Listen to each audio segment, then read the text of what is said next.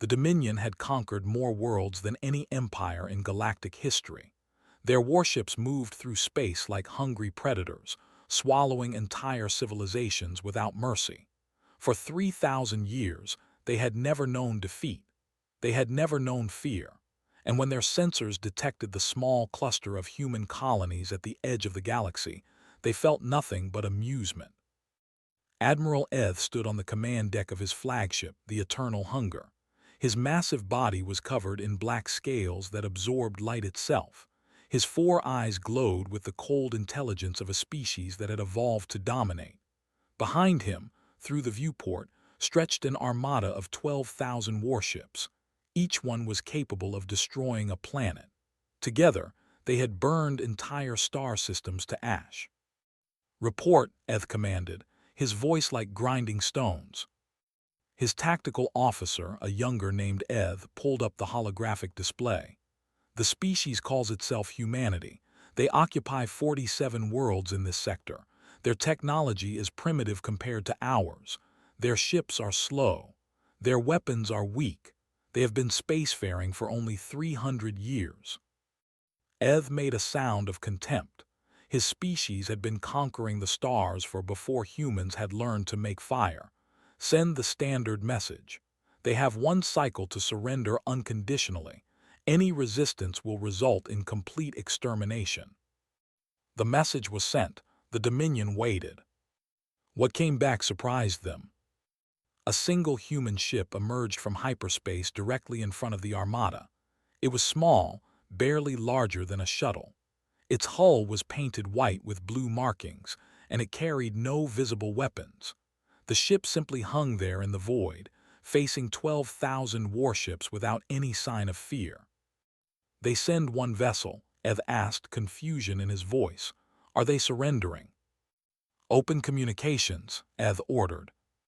The flickered to life, and Eth saw his first human.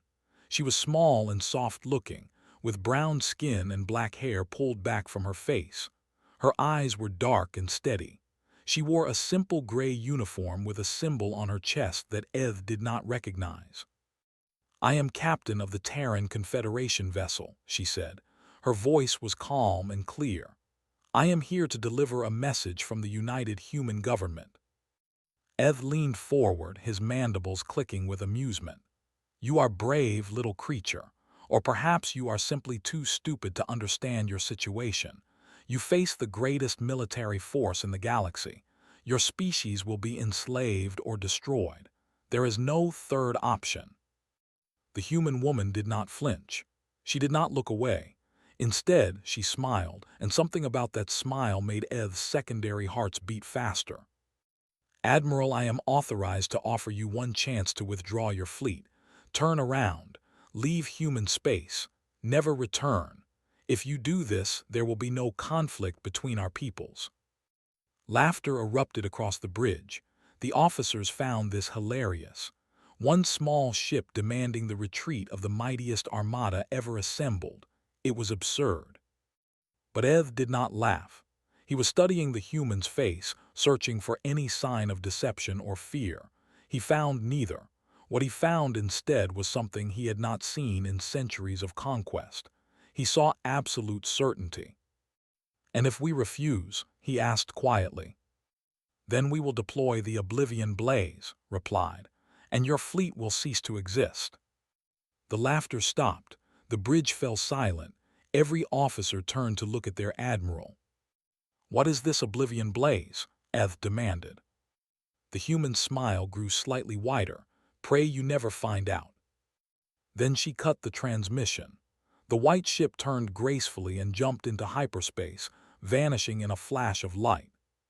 For a long moment nobody spoke. Then Eth broke the silence. "Admiral, should we pursue?" Eth stared at the empty space where the human ship had been. Something was wrong. He had conquered 100 species, and he knew how prey behaved when facing a superior predator. They begged. They bargained. They ran. They did not smile. They did not issue threats with the confidence of someone holding all the power. But Eth had not built his reputation on caution. He had built it on strength and ruthlessness. If he retreated now, based on nothing more than a strange feeling and an unknown weapon, he would lose the respect of his officers. He would lose his command. He might even lose his life. "Send the forward fleet," he ordered. 2,000 ships. Have them secure the first human colony. We will show these creatures what happens to those who threaten the Dominion. The forward fleet departed immediately. 2,000 warships, crewed by over 8 million soldiers, moved toward the nearest human world. Admiral Eth watched them go with confidence. Whatever weapon the humans possessed, it could not possibly stand against such overwhelming force. 3 hours passed. Then the reports stopped coming. Eth said slowly, "What is the status of the forward fleet?" The tactical officer's claws moved frantically across his console. His scales had turned pale with confusion. I do not understand, Admiral. I am receiving no signals, no communications, no sensor readings. It is as if they simply what? Disappeared. Eth strode to the main sensor array and examined it himself. The readings were clear. Where 2,000 warships had been traveling moments ago, there was now nothing. No debris, no energy signatures, no emergency beacons. The ships had not been destroyed. They had not retreated. They had simply ceased to exist. "Scan for residual weapons fire," Eth ordered, his voice tight. "Check for spatial anomalies, subspace disruptions, anything." "There is nothing, Admiral. The space is completely empty. It is as if the fleet was never there at all." Cold fear began to creep through Eth's ancient body. He had seen weapons capable of destroying ships. He had seen weapons capable of destroying planets. But he had never seen anything capable of simply erasing matter from existence without leaving any trace behind. Then the communications array activated on its own. Every screen on the bridge flickered and displayed the same message. It was broadcast on every frequency, in every language the Dominion had ever encountered, and it was written in letters of burning white light. "You were warned." Admiral Eth stared at those 3 words for a long time. Behind him, his officers whispered in frightened voices. In front of him, the void of space stretched endlessly, hiding whatever terrible power the humans possessed. For the first time in 300 years, the conqueror of 11,000 worlds felt something he had almost forgotten. He felt afraid. But fear was not enough to stop him. Pride was stronger than terror. Hatred was deeper than wisdom, and Eth had not become the supreme commander of the Dominion fleet by retreating from unknown threats. He would find this Oblivion blaze. He would destroy it. And then he would make humanity pay for every moment of doubt they had caused him. He did not know that his decision would change the galaxy forever. He did not know that the Oblivion blaze was not just a weapon, but something far older and far stranger than anything they had ever imagined.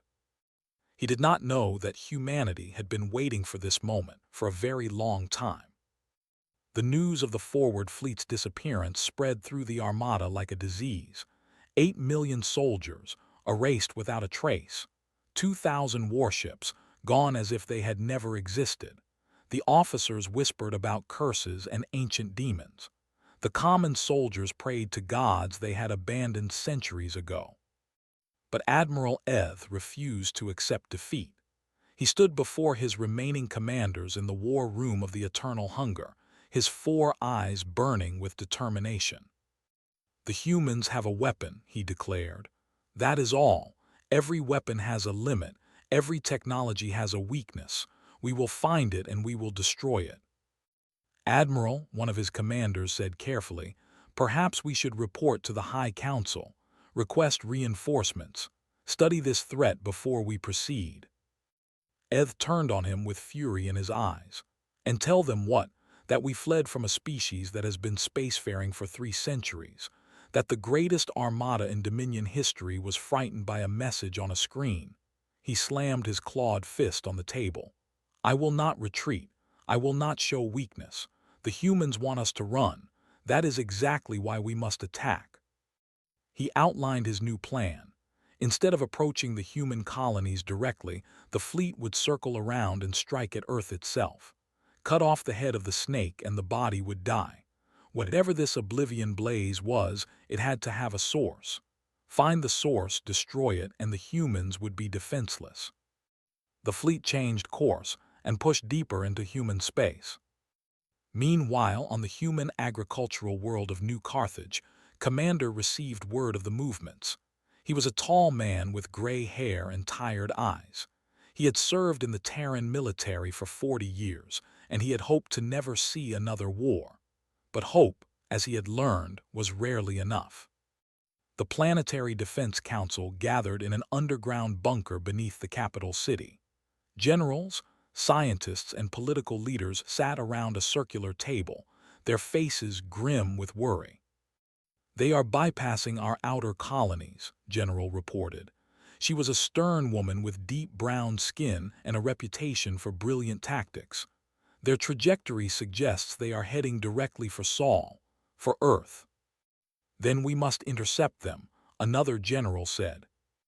"With what?" replied. "Our combined fleet is less than 1,000 ships. They still have 10,000. Even with our technological advantages, we cannot win a direct engagement." Commander stood and walked to the holographic display at the center of the room. He had been quiet until now, listening to the arguments and counterarguments, but he could remain silent no longer. "There is another option," he said. Everyone turned to look at him. Activated the display and an image appeared. A vast underground facility filled with thousands of crystalline chambers. Inside each chamber, a human body floated in glowing liquid, surrounded by strange machinery. "What is this?" one of the political leaders asked. "This is the Geneva Vault," replied, "and this is where the Oblivion blaze comes from." He began to explain, and as he spoke, the faces of the council members shifted from confusion to disbelief to horror. "The Oblivion blaze is not a weapon in any traditional sense," said. "It does not fire projectiles or release energy. It does not damage matter or disrupt systems.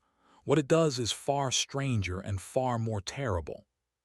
He pulled up another image, showing enhanced sensor data from the first engagement with the fleet. At first glance, there was nothing to see. But when the image was slowed and a pattern emerged, a ripple in spacetime itself, spreading outward from a central point like waves from a stone dropped in still water.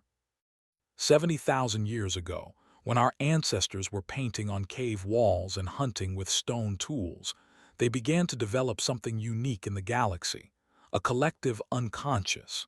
Every dream, every fear, every memory of every human being who has ever lived has left an imprint on the fabric of reality itself. We call this imprint the... Paused, letting his words sink in.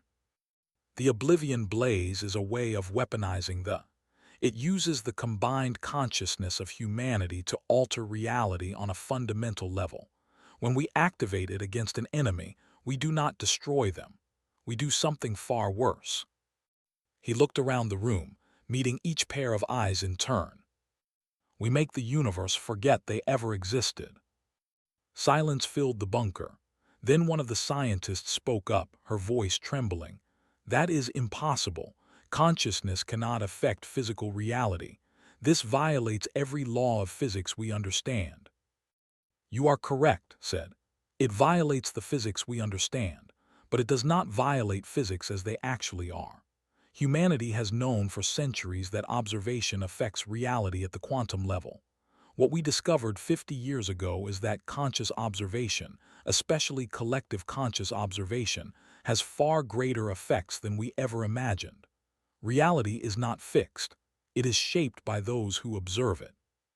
And humanity has the largest, most interconnected collective consciousness in the known galaxy." He gestured to the image of the crystalline chambers. "The people in these chambers are called rememberers. They are volunteers who have given up their waking lives to become permanent links to the... They dream eternally, connected to every human mind that has ever existed or ever will exist. When we activate the Oblivion blaze, We channel the power of the through them, and we can literally edit reality. But if we can do this, General said slowly, why did we not use it immediately? Why allow that to enter our space at all? His face became sad. Because the blaze has a cost. Every time we use it, we lose something too. The rememberers carry the weight of our collective memory. Each activation strains them, damages them. Some do not survive, and there are side effects we still do not fully understand. The universe does not like being edited. It pushes back. He deactivated the display and faced the council directly. They are continuing their advance. They believe they can find the source of the blaze and destroy it, but they do not understand what they are facing. The blaze is not located in any one place. It is everywhere humans exist. It is in our blood, our dreams, our memories. They cannot destroy it any more than they can destroy humanity itself. Then what do we do? A council member asked. Closed his eyes for a moment, thinking of the rememberers in their chambers, dreaming their eternal dreams. He thought of the soldiers who had vanished, erased from existence as if they had never been born. He thought of the terrible power that humanity had discovered and the terrible responsibility that came with it. We give them one more chance, he said finally. We contact their admiral again. We explain what the blaze truly is, and we offer them the opportunity to withdraw. If they refuse, he paused. Then we do what we must to protect our people. And if they still refuse to believe us, asked. Opened his eyes, and there was no mercy in them. Then we show them, and by the time they understand, it will already be too late. The council voted unanimously to proceed with its plan. A message was prepared and sent to the fleet. It contained a full explanation of the Oblivion blaze and a final offer of peace. Admiral Eth received the message aboard the Eternal Hunger. He read it carefully, his 4 eyes moving across the strange human script. Then he deleted it and ordered his fleet to increase speed toward Earth. He did not believe in magic. He did not believe in weapons that could edit reality. And he certainly did not believe that a species as young and weak as humanity could pose any real threat to the Dominion. He would learn the truth soon enough. They all would. Something was wrong with the fleet. It started small, so small that no one noticed at first. A soldier forgetting where he had put his weapon. An officer calling a subordinate by the wrong name. A navigator staring at star charts he had memorized decades ago as if seeing them for the first time. Admiral Eth first noticed the problem during a routine briefing. His chief weapons officer, a veteran named X who had served under him for 50 years, stopped in the middle of his report and simply stared at the wall. X, Eth said impatiently, "Continue." The officer turned to look at him with confusion in his eyes. Forgive me, Admiral, I have forgotten what I was saying. You were reporting on the status of our forward batteries. X nodded slowly. Yes, of course, the batteries are, he paused again, his mandibles clicking nervously. The batteries are fully operational, another officer supplied. Yes, fully operational. But X did not sound certain. He looked down at his console as if the controls were written in a foreign language. That was when Eth began to feel the first whispers of real fear. Over the next several hours, the reports, soldiers were forgetting their training. Engineers could not remember how to repair systems they had maintained their entire careers. Communications officers sent messages to ships that did not exist, convinced they were real. And everyone, from the lowest worker to the highest commander, complained of strange dreams and gaps in their memory. Eth called an emergency meeting of his remaining senior officers. When they assembled in the war room, he could see the same confusion in all their eyes. They moved slowly, hesitantly, like people walking through fog. "What is happening to us?" demanded Commander Eth, one of the few who still seemed fully aware. "Is this a human weapon, some kind of biological attack?" "Our medical scans show nothing," the fleet physician reported. His voice was hollow and uncertain. There is no disease, no contamination, no radiation. Our bodies are healthy, but our minds—" He trailed off, looking at his own hands as if he did not recognize them. "It is the blaze," Eth said quietly. Every eye turned to him. "The humans warned us. They told us their weapon does not destroy bodies. It erases memories. It makes the universe forget." He laughed bitterly. "I thought it was propaganda, primitive superstition, but it is real. Somehow, impossibly, it is real." "Then we must retreat," Eth said. "We must leave human space before we lose ourselves entirely." "And go where?" Eth replied. "We are deep in enemy territory. Our navigation officers can barely remember how to plot a course. Our soldiers can barely remember how to fight. By the time we reach the border, we may not remember who we are at all." Silence fell over the war room. The officers looked at each other with growing horror as they realized the truth of their situation. They were not being killed. They were being unmade. Meanwhile, in the Geneva vault on Earth, Doctor monitored the rememberers with growing concern. She was a small woman with sharp eyes and steady hands, and she had dedicated her life to understanding the and its effects on reality. The crystalline chambers stretched out before her in endless rows, each one containing a sleeping human. They floated in nutrient-rich fluid, their brains connected to the quantum array that linked them to every human consciousness past, present, and future.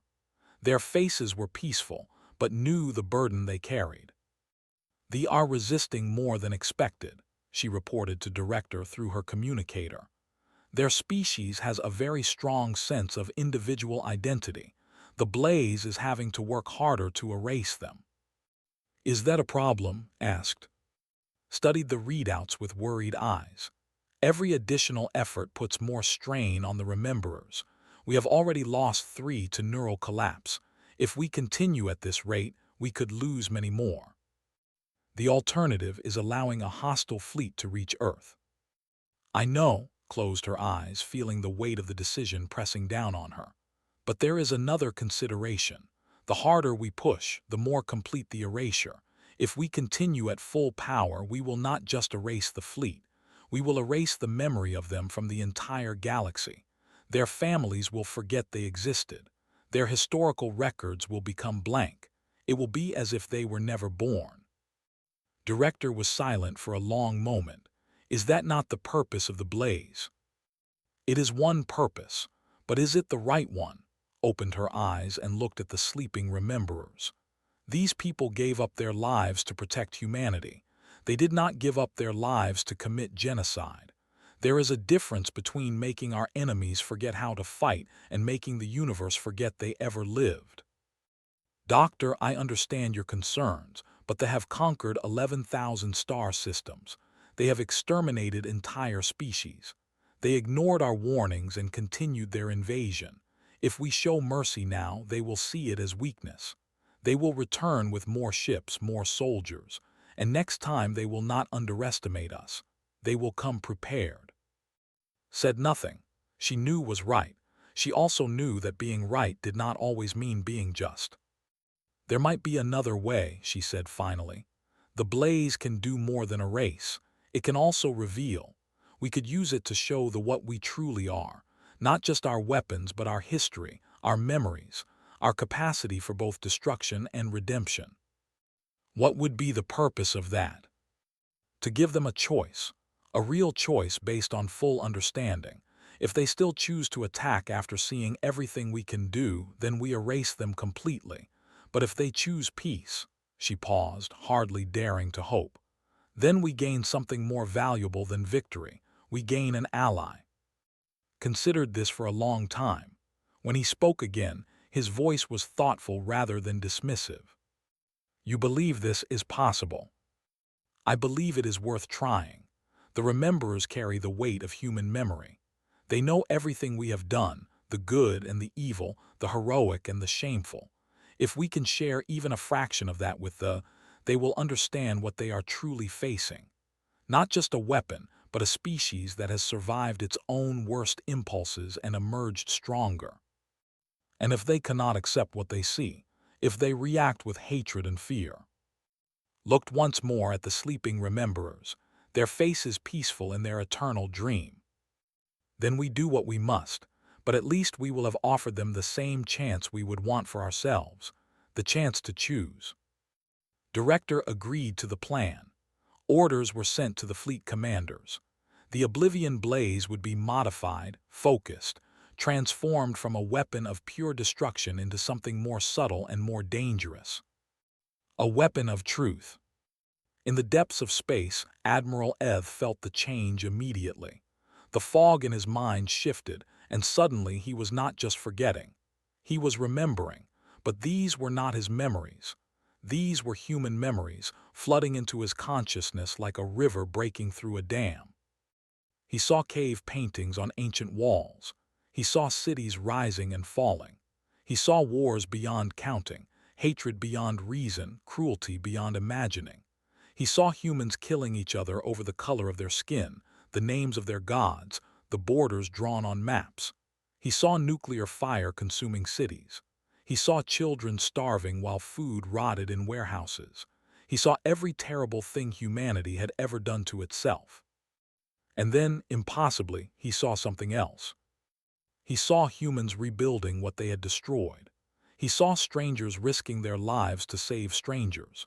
He saw scientists curing diseases that had killed millions. He saw artists creating beauty from pain.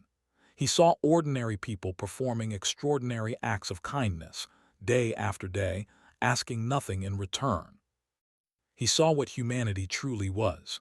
Not good, not evil, but something far more complex and far more powerful than either. And he understood at last why even the strongest fleet in the galaxy should fear the Oblivion blaze. It was not just a weapon. It was the truth. Captain materialized on the bridge of the eternal hunger without warning, without weapons, and without fear. One moment the space before the command throne was empty. The next moment she was standing there, her gray uniform crisp and clean, her dark eyes steady and calm. The guards raised their weapons, but their claws were shaking, and none of them could remember the firing sequence. Admiral Eth stared at her from his throne. His 4 eyes were bloodshot and weary. His scales had lost their luster. He had been experiencing human memories for hours now, and the flood showed no signs of stopping. He saw everything they saw. He felt everything they felt, and it was destroying him. "How are you here?" he asked. His voice was rough and broken, nothing like the commanding tone he had used just days ago. "The blaze is not just a weapon," replied. "It is a connection. Right now, your mind is linked to the collective consciousness of humanity. I use that link to project myself here. My body is still on Earth, but my consciousness is standing before you. Then you are not real. I am as real as any thought, as real as any memory." She stepped closer, and Eth's guards moved back, too confused and frightened to stop her. "I came to offer you a choice, Admiral. The same choice I offered before, but now you have the information you need to make it wisely." Eth laughed bitterly. "You call this information? This flood of images and emotions that makes no sense. I have seen humans murdering each other by the millions. I have seen cruelty that rivals anything the Dominion has ever done. And yet I have also seen acts of kindness and sacrifice that my species cannot comprehend. You are contradictions wrapped in contradictions. How can I make any choice based on such chaos?" "That is exactly the point," said. She walked to the viewport and looked out at the stars. The remaining fleet hung motionless in space, its crews too disoriented to function. "We are contradictions. We are capable of the greatest evil and the greatest good, often at the same time. We have destroyed ourselves again and again, and we have rebuilt ourselves every time. That is what it means to be human." She turned back to face him. "Your species conquered 11,000 star systems because you believed strength was everything. You eliminated any race that could challenge you.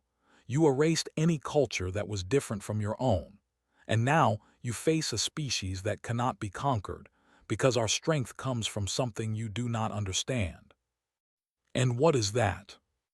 "Memory, walked toward his throne, stopping just an arm's length away. She looked up at the massive admiral without any trace of fear. Every species you destroyed is forgotten. Their stories are gone. Their songs are silent. They might as well have never existed, but humanity remembers. We remember every mistake we have made, every atrocity we have committed, every chance we had to be better and failed to take. We carry our sins like stones on our backs, and that weight makes us strong. Eth felt a strange sensation in his chest. It took him a moment to recognize it as emotion, an experience his species had suppressed for. The human memories were changing him, opening doors inside his mind that had been locked for centuries. "You use memory as a weapon," he said slowly.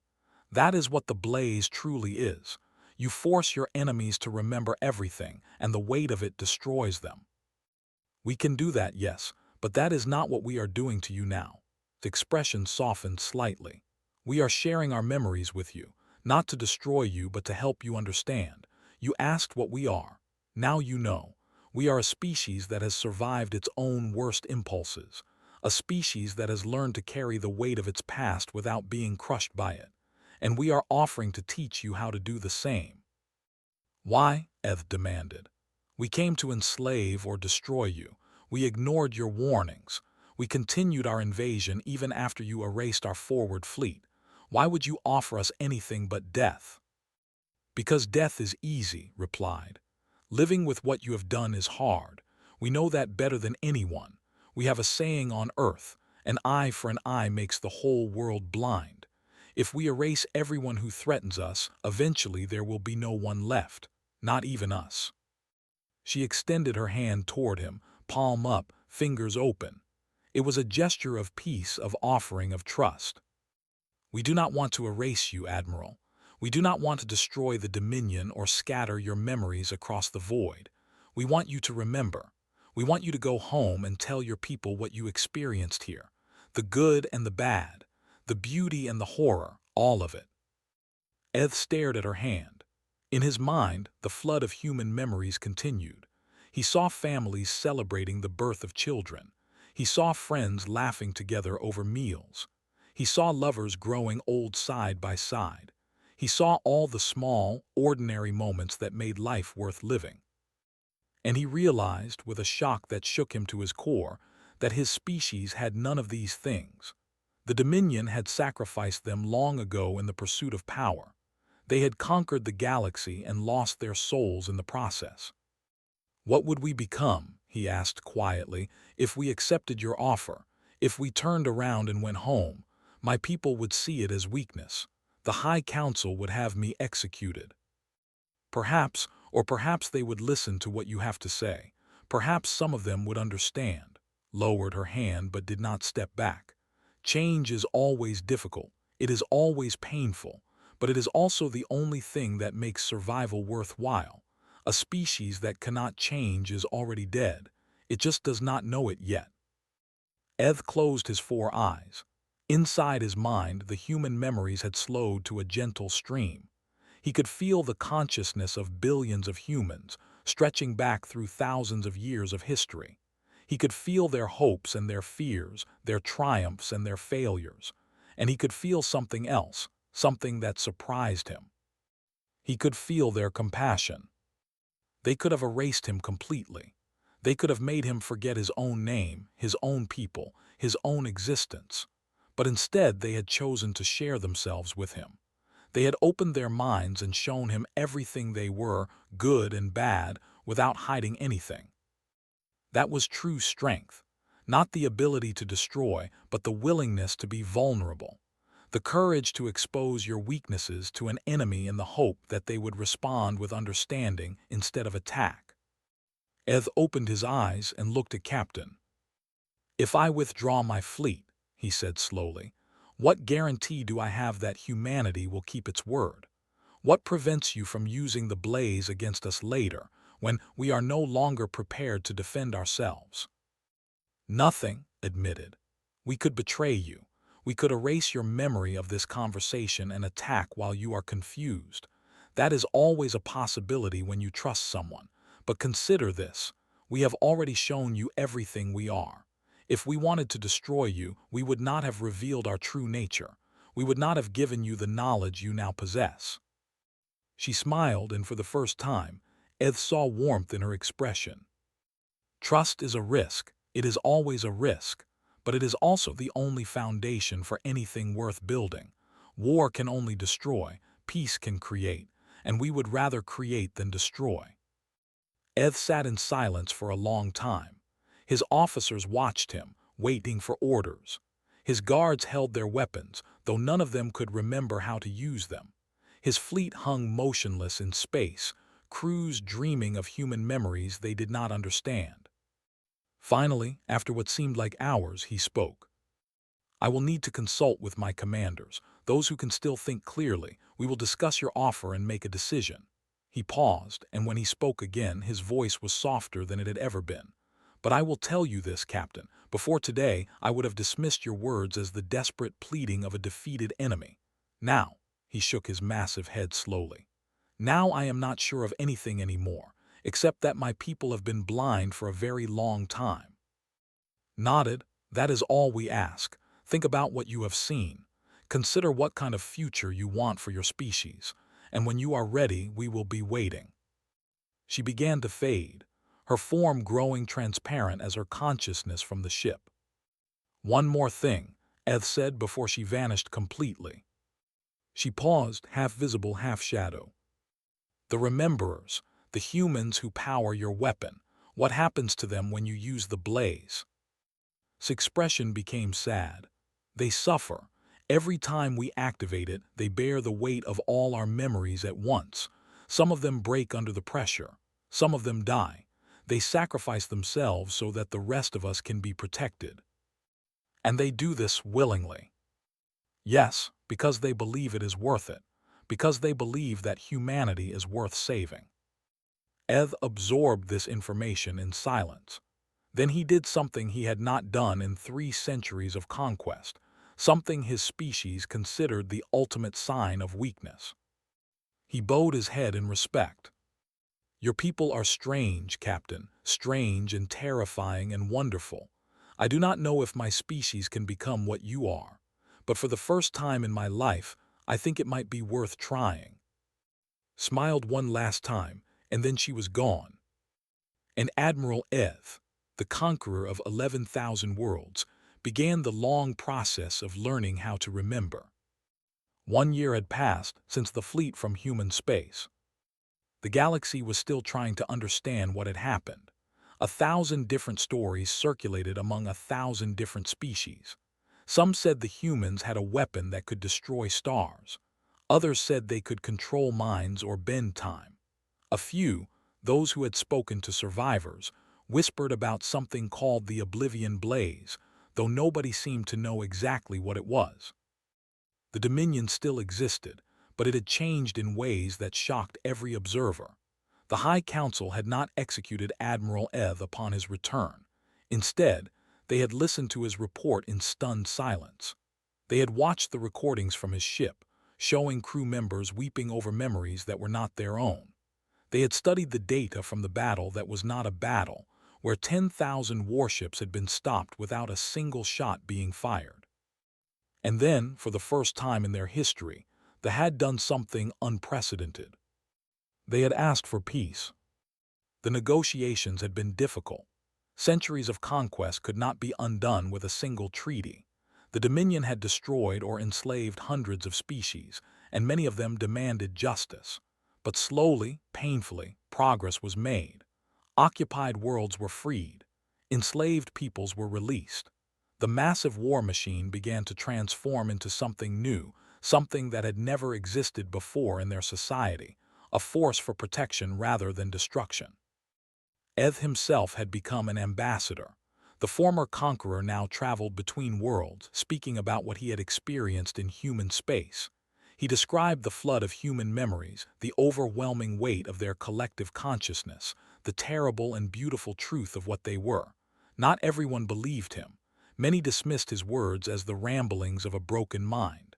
But some listened, some understood, and some began to change. On Earth, Doctor descended into the Geneva vault for what she expected to be her final visit. She had decided to retire after decades of service, leaving the care of the rememberers to younger scientists. But there was one thing she needed to see first. The crystalline chambers stretched out before her as they always had, glowing softly in the underground darkness. Thousands of humans floated in their dreamless sleep, their minds connected to carrying the weight of human memory so that others could live free. But there was something different now. Some of the chambers contained figures that were not human. Stopped before one of the new chambers and pressed her hand against the crystal. Inside, a young female floated peacefully, her scales pale and her eyes closed. Her name was Na, and she had been one of the first alien volunteers. "I still do not fully understand why they do this," said Director, who had accompanied on her final visit. "Why would anyone from a species that we almost destroyed want to join the Rememberers?"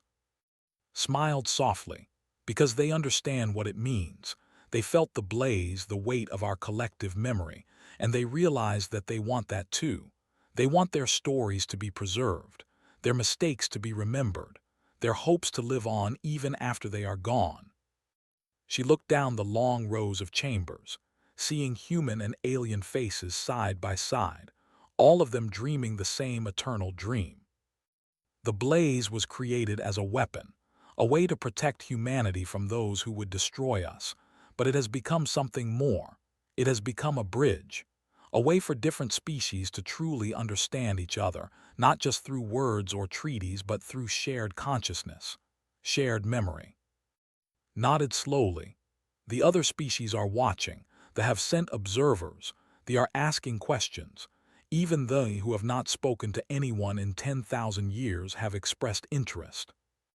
They are afraid," said, "and they are curious. The same things that drove the to invade are now driving others to seek us out. But this time they are coming as students, not conquerors." She turned away from the chambers and walked toward the exit, fell into step beside her.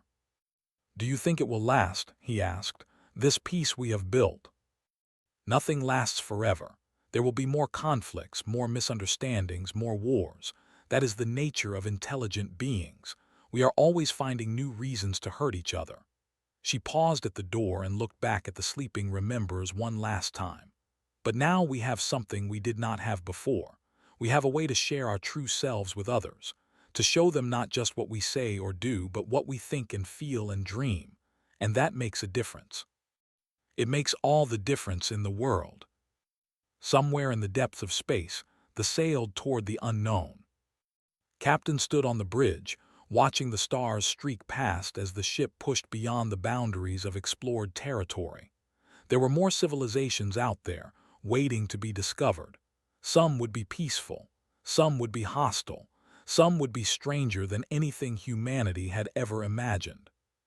And to all of them, she would deliver the same message. "We are humanity. We remember everything. The beautiful and the terrible, the kind and the cruel. We carry our sins so we never repeat them.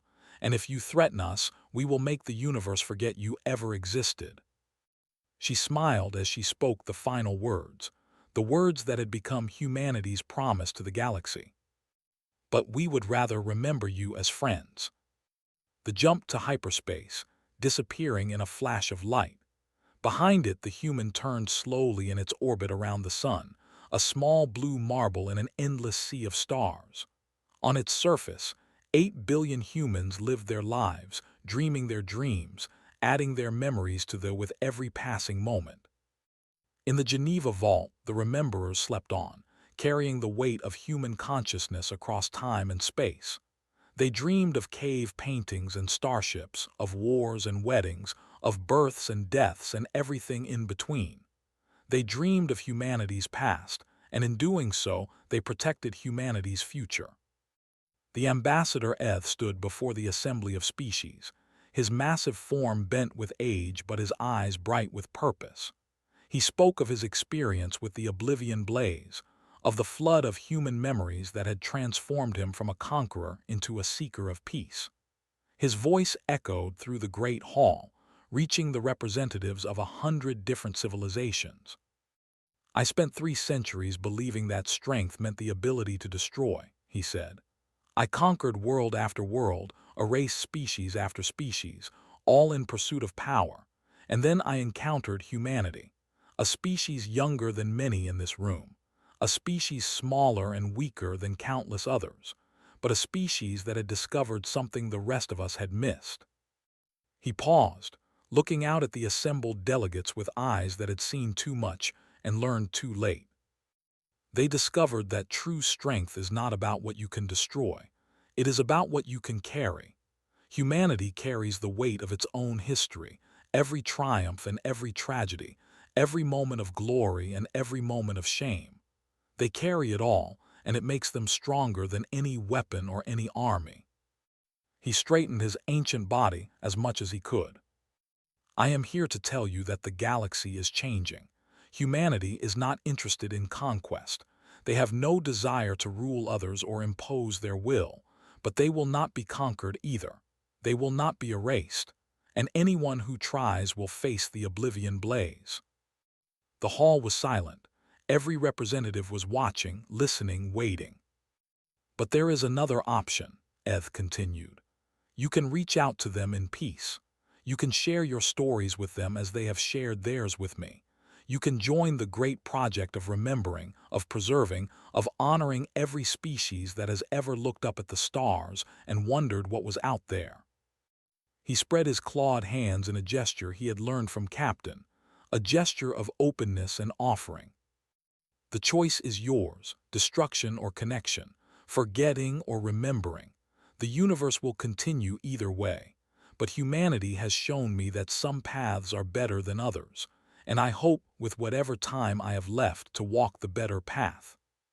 He bowed his head and the hall erupted in sound. Some species cheered, some protested, some sat in thoughtful silence considering what they had heard. But one thing was certain, the galaxy would never be the same. The Oblivion blaze had changed everything, not through destruction, but through revelation, not through fear, but through understanding. And as the years passed and more species joined the network of shared consciousness, the dream that had begun in human caves 70,000 years ago spread across the stars. The dream of remembering, the dream of connection, the dream of peace. It would not be easy. It would not be perfect. There would be setbacks and failures and moments of despair. But humanity had survived worse, and now they did not have to survive alone. The stars burned cold and eternal in the endless dark, but somewhere among them, the Oblivion blaze burned hotter still, a fire of memory and hope that could never be extinguished. And even the strongest fleets in the galaxy had learned to respect its light.